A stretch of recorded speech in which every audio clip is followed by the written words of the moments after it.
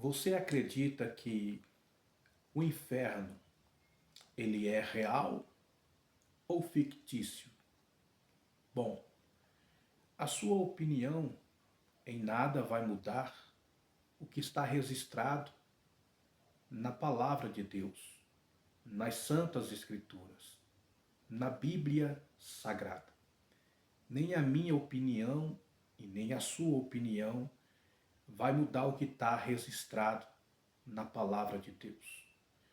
Eu prefiro acreditar e ficar com o que está registrado na santa e bendita palavra do Senhor, que diz e mostra claramente que o inferno ele é real.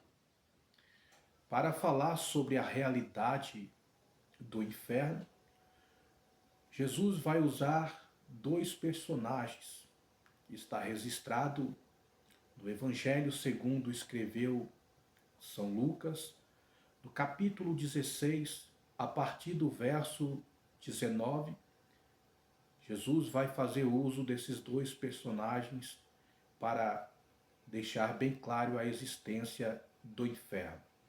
Está escrito assim, ora, havia certo homem rico que se vestia de púrpura e de linho finíssimo e que todos os dias se regalava esplendidamente. Esse é o primeiro personagem que Jesus usa para fazer menção a respeito da existência do inferno. Esse primeiro personagem, Jesus não dá o seu nome, ele é anônimo. A Bíblia chama ele simplesmente de o homem rico. Agora o segundo personagem, note, a partir do verso 20, está escrito: havia também certo mendigo chamado Lázaro, coberto de chagas, que jazia à porta daquele e desejava alimentar-se das migalhas que caíam da mesa do rico, e até os cães vinham lamber-lhes as úlceras. Note o que a palavra está nos revelando. O segundo personagem que Jesus usa para trazer a realidade da existência do inferno é um homem por nome Lázaro. E ainda tem por sobretítulo dizendo que ele é mendigo. Então Lázaro é um mendigo, aquele que estava sempre à porta do palácio daquele homem rico e desejava comer do que sobrava da mesa daquele homem rico.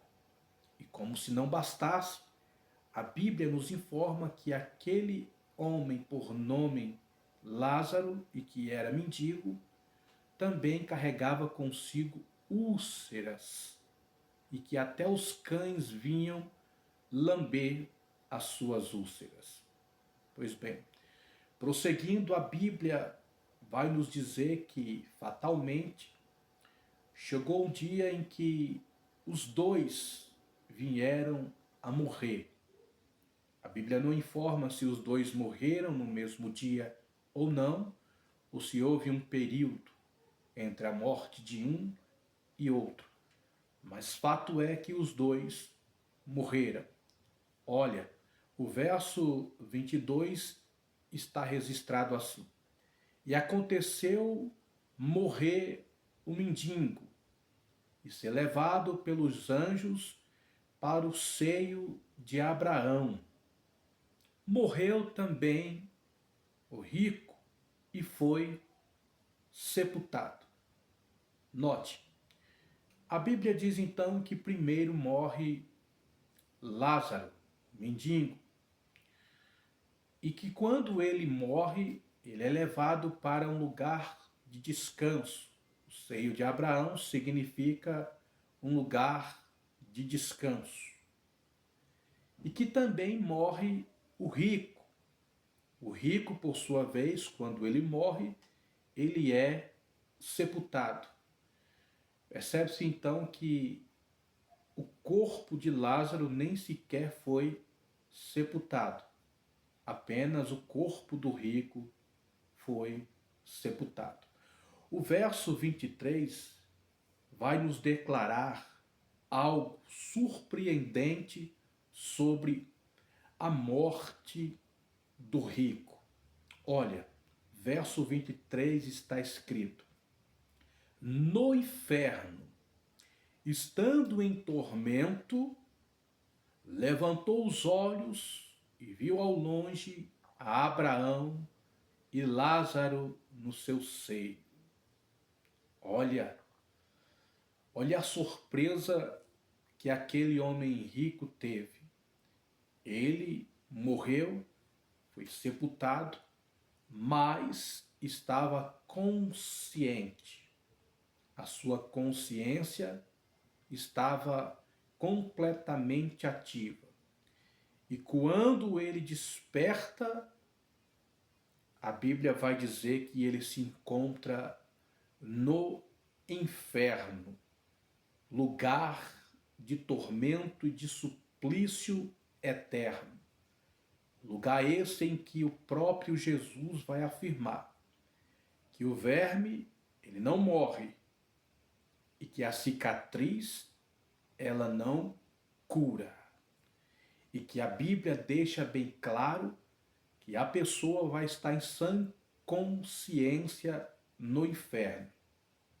Esse lugar de chama eterna. É lá que este homem rico se encontra neste momento.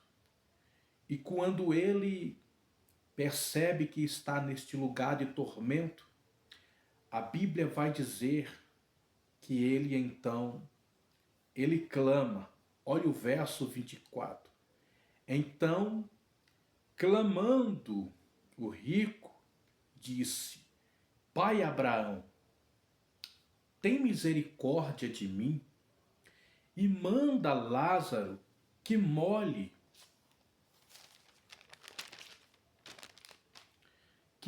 a água à ponta do dedo e me refresque a língua, porque estou atormentado neste ou nestas chamas. Olha, então a Bíblia, ela nos informa que o inferno é real e que os que lá estão em sã consciência. Fato é que este homem rico, quando se deparou com um tormento eterno queimando nas chamas do inferno, ele tem um desejo. Ele vê, a Bíblia vai dizer que ele vê do outro lado Lázaro descansando ao seio de Abraão, neste lugar de descanso, de tranquilidade. Então ele pede para que Abraão, ele pede para que Lázaro molhe a ponta da água, aliás, molhe a ponta do dedo na água e lhe toque a língua, para que ele sentisse ali o momento de refrigério, porque ele mesmo vai declarar que o lugar que ele está é um lugar de tormento e de chamas. Ele estava sofrendo, ele estava agoniado, em agonia, agora eterno naquele lugar. Então ele faz esse pedido para Abraão. Porém, note a resposta de Abraão para esse homem rico, no verso 25. Disse, porém, a Abraão: Filho, lembra-te que recebestes os teus bens em tua vida, e Lázaro igualmente os males. Agora, porém, aqui ele está consolado, e tu em tormento. Percebe-se que a resposta de Abraão, aquele homem rico pedindo, suplicando em suplício para que Lázaro molhasse a ponta do dedo em água e lhe refrescasse a língua, por causa do tormento que ele estava em chamas, percebe-se que a resposta de Abraão, aquele rico, está ligado àquilo que eles viveram ainda em vida. Os dois.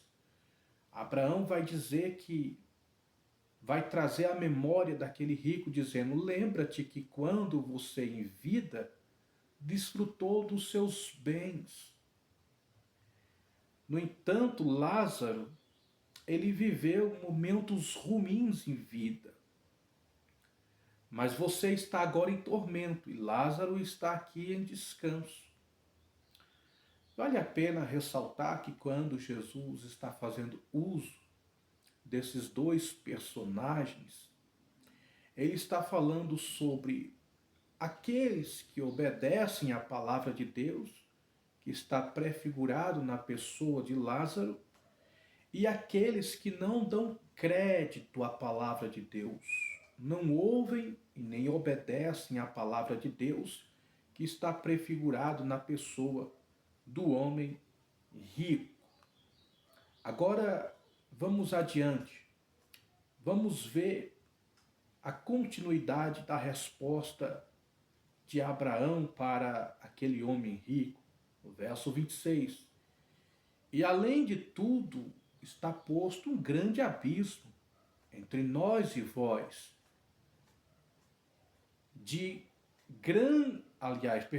Além de tudo, está posto um grande abismo entre nós e vós, de sorte que os que querem passar daqui para vós outros não podem, nem os de lá passar para nós.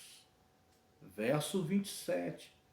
Então replicou o rico e disse: Pai, eu te imploro que os mande à minha casa paterna, porque eu tenho 5 irmãos, para que lhe derem testemunho, a fim de não virem também para este lugar de tormento. Olha que forte isso daqui. Olha que impactante. Aquele homem rico, queimando nas chamas eternas do inferno, ele com a sua consciência ativa, ele vai fazer um pedido a Abraão, já que era impossível ele ter um momento de refrigério, já que havia um abismo muito grande que dividia ele de Lázaro e Abraão.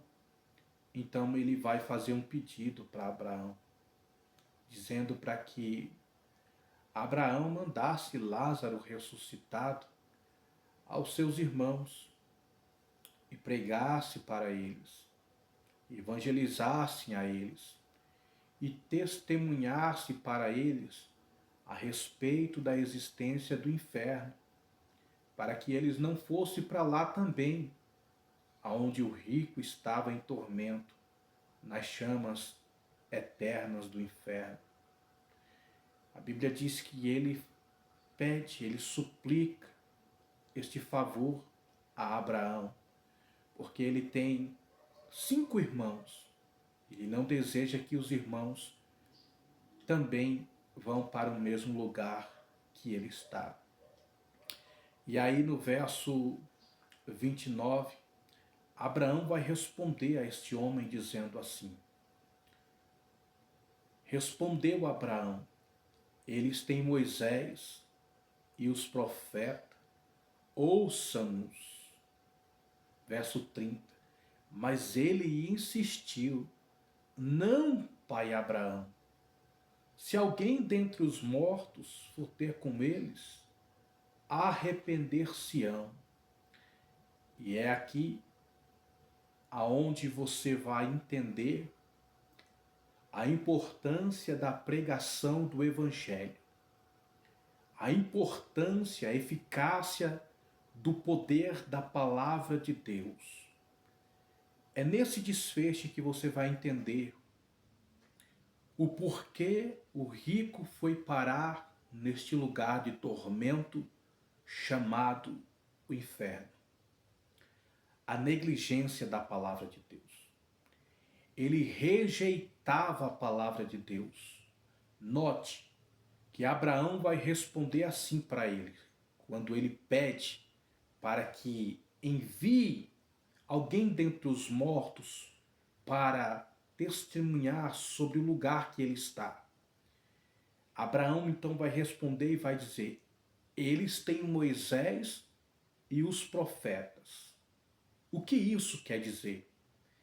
Eles têm a palavra, eles têm a lei, eles têm o evangelho, eles têm aqueles quem anuncia a verdade, como um dia você, rico, ouviu a palavra, ouviu a verdade, mas negligenciou.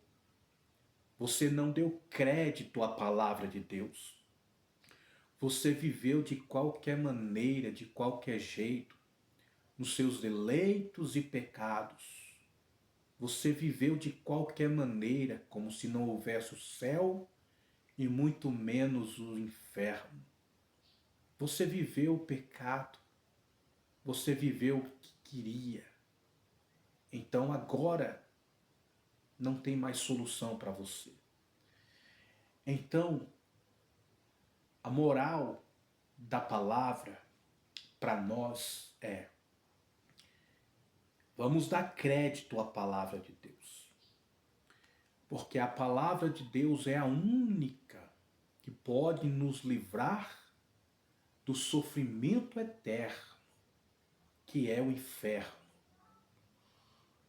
A palavra de Deus é a única que pode livrar o homem da condenação eterna. Só a palavra de Deus pode proporcionar salvação eterna à humanidade, ao ser humano. A Bíblia também nos informa que há uma lista daqueles que vão para o inferno. Lá em 1 Coríntios, no capítulo, em 1 Coríntios capítulo 6, verso 9, ouça com atenção. Aqui está a lista de todos quanto vão para o inferno e não para o céu. 1 Coríntios capítulo 6, verso 9. Ou não sabeis que os injustos não herdarão o reino de Deus? Não vos enganeis, nem impuros, nem idólatras, nem adúlteros, nem efeminados, nem sodomitas, nem ladrões, nem avarentos, nem bebedores herdarão o reino de Deus. Esta é a lista que a Bíblia afirma, que a Bíblia declara, que a Bíblia orienta, dizendo: estes não herdarão o reino de Deus. Somente os purificados, os santificados, os limpos, os redimidos pelo sangue de Jesus, vertido na cruz do Calvário, é que poderão herdar o reino dos céus e ter a condenação eterna cancelada. Caso contrário, todos quanto vivem nesta prática e não tiveram a sua vida, a sua alma lavada pelo sangue de Jesus, a eternidade da sua alma será no inferno. Oxalá que Deus possa atrair o seu coração, produzir em você o arrependimento, que você possa entender que você é depravado, pecador, imundo, impuro, e recorra ao sangue de Jesus e obtenha a salvação eterna da sua alma. Ainda dá tempo. Aquele sangue foi vertido e aquele sangue está ainda escorrendo. Vá até a cruz de Cristo e você achará libertação dos seus pecados e salvação eterna para a sua alma. Que Deus abençoe grandemente a sua vida.